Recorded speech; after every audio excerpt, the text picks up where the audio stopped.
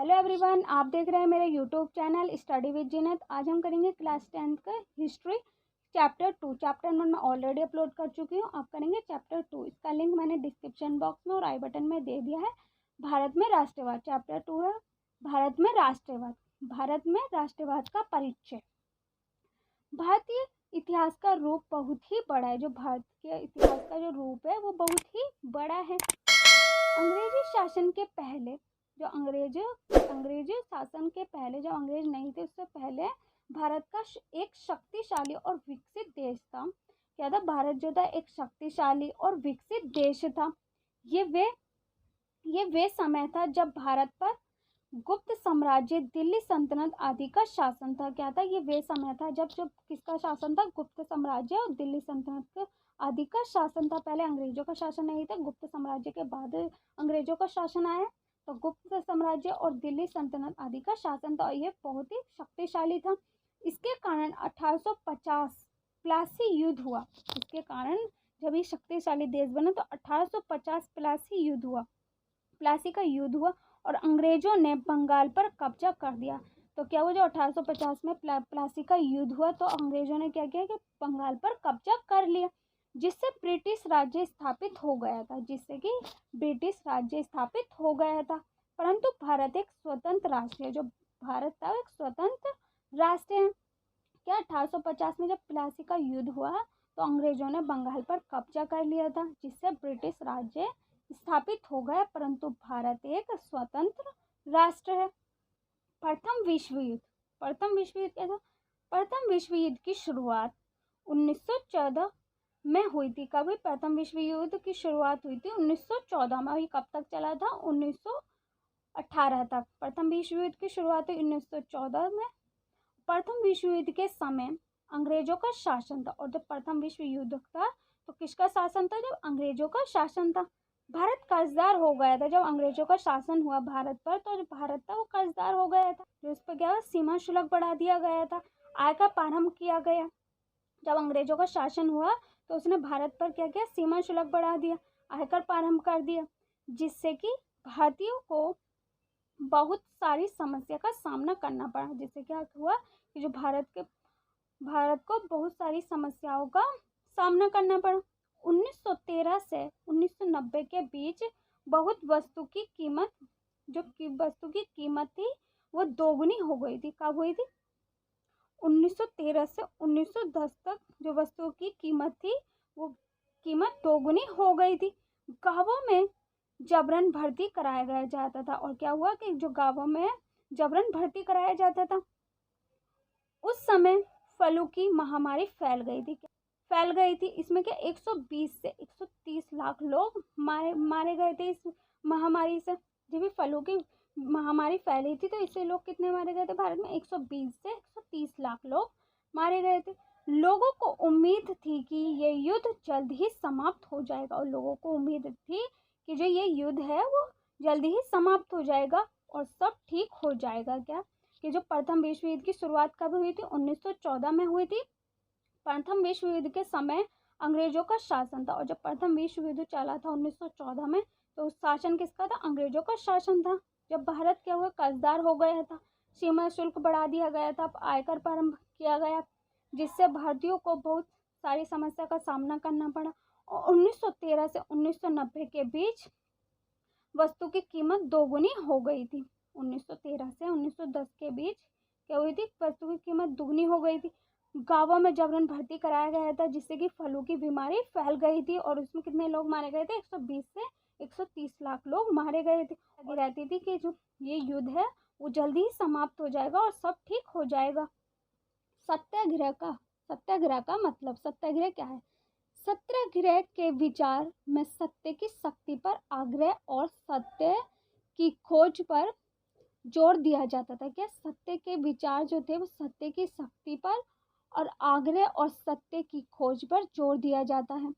इसका अर्थ ये है कि अगर आपका उद्देश्य सच्चा है, यदि आपका संघर्ष अन्याय के खिलाफ है, तो सत्याग्रही केवल अहिंसा के सहारे भी अपने संघर्ष में सफल हो सकता है। क्या जो सत्याग्रह के विचार में सत्य की शक्ति पर आग्रह और सत्य की खोज पर जोर दिया जाता है।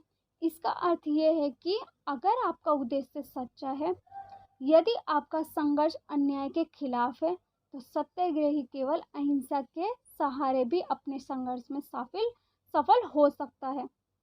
इसके लिए दमनकारी शत्रु की चेतना को झिझोड़ने होंगे। क्या होगा इसमें, क्या होगा, जो दमनकारी शत्रु है उस चेतना को झिझोड़ने होंगे। मतलब कि आपका जो उद्देश्य है वो सच्चा है और अन्याय के खिलाफ है, अहिंसा के सहारे भी अपने संघर्ष को सफल हो सकता है। और अहिंसा के खिलाफ क्या हो सकता है, जब सच्चा है आपका उद्देश्य और अन्याय के खिलाफ है, तो अहिंसा के सहारे भी अपने संघर्ष में शामिल हो सकता है।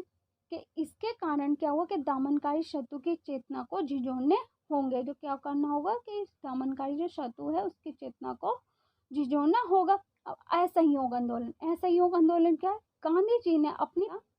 गांधी जी ने क्या कहा अपनी पुस्तक में हिंदू स्वराज 1909 में, महात्मा गांधी ने कहा था कि भारत में ब्रिटिश शासन भारतीयों के सहयोग से ही स्थापित हुआ था।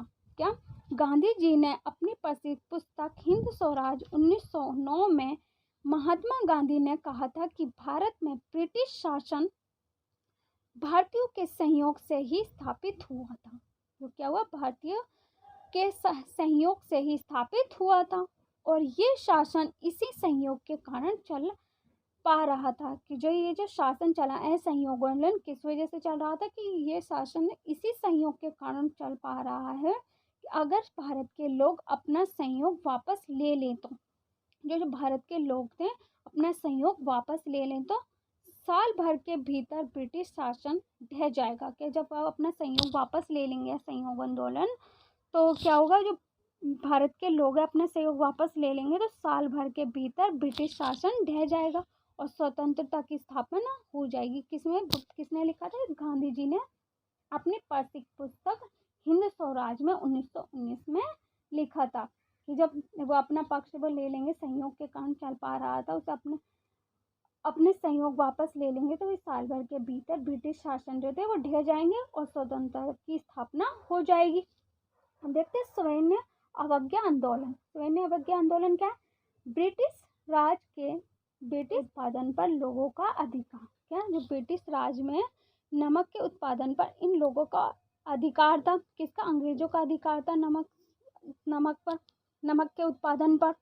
क्या अंग्रेजों ने नमक पर बहुत अधिक कर लगा दिया। इसके कारण नमक बहुत ही महंगी बिकती थी। और क्या हुआ, जब कर अधिक लगा दिया तो जो नमक था वो बहुत महंगा बिकता था।